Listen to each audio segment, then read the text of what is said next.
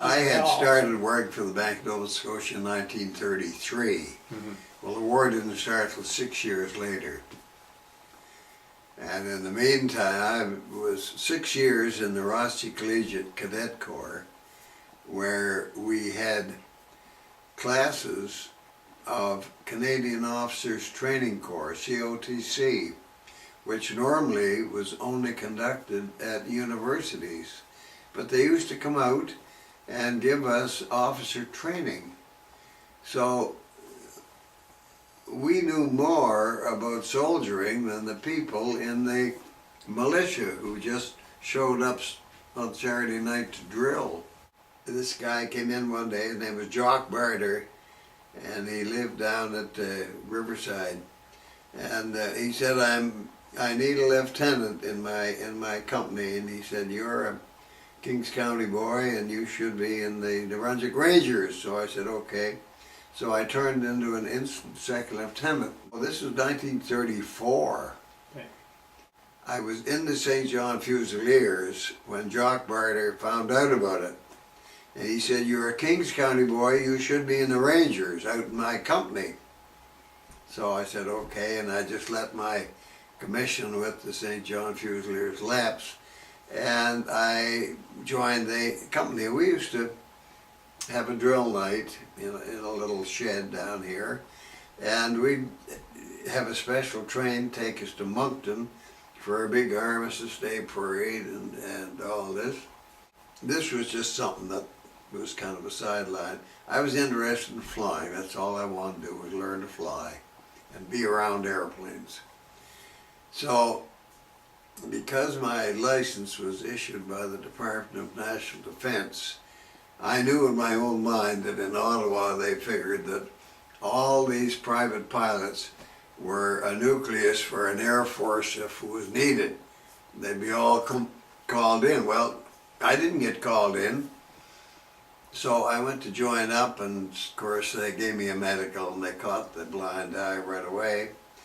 And this fellow was sitting, I can still see him sitting behind the desk saying, Mr. Ellis, I'm afraid that we can't use you in the Air Force. I said, look, I've been flying them for 5 years. And I looked at him, he didn't have any wings. He had never flown anything. And he was telling me the Air Force didn't need me. So I said, all right, to hell with you, forget about it. So I went back to the Rangers to get my old job back, and they said, Tim, look, we're filled up. We have filled up our war establishment, and there's no spot open. And he said, but wait now, there's one officer away on detached duty, and he is off our strength. So right now we can take you in as a second lieutenant, but if he comes back, you've got to get out. So I said, well, that's fair ball. So right away they sent me to a officer refresher training course up in Sussex for 10 days. And I mentioned to somebody, well, first of next week I'll be back behind my desk at the Bank of Nova Scotia. And wherever this guy was, he looked very wise. He said, well, you won't be there long. And that was all too true. About 2 days back, I got a call to report to Sussex for more intensive training. And then that went on for a couple of weeks, and then they put us on a bus and we wound up in Fredericton, and there was a whole brand new training camp. All the dormitories and kitchens and everything, parade ground, bare and vacant, and we were there to run it. So the next thing I knew, I was second in command of a company that trained 250 men every 30 days.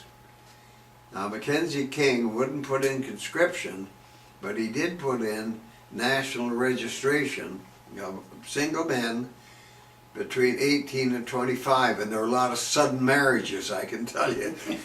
So any fellow that didn't want to be called up for training just told his girlfriend, we're heading to the church. this militia colonel came to the camp, and he was looking for junior officers ready trained. Well, I was ready trained. So 4 of us jumped ship and wound up with the 8th Hussars at Camp Sussex. This was, I think, in April. We were only there about a week, and then we all went to Camp Borden, Ontario. Mm-hmm. And we're in Camp Borden, Ontario for the summer. And then in October, we got on the train, came down to Debert in Nova Scotia. We were there about 48 hours, and we got aboard the Monarch of Bermuda, and away we went. 1941. And they sailed you to Liverpool. To Liverpool. No, the convoys would all gather in Halifax Harbor. Mm-hmm. All the ships that wanted to go across, and they'd all go together. And because it was safer. And he was but, of course, the German submarines, that was their target. Well, I can remember Fenn saying, I know I'm going to be deaf when I get out of this, because he's listening all the time for submarines. He was what they call ASDIC, anti-submarine detection. Is something.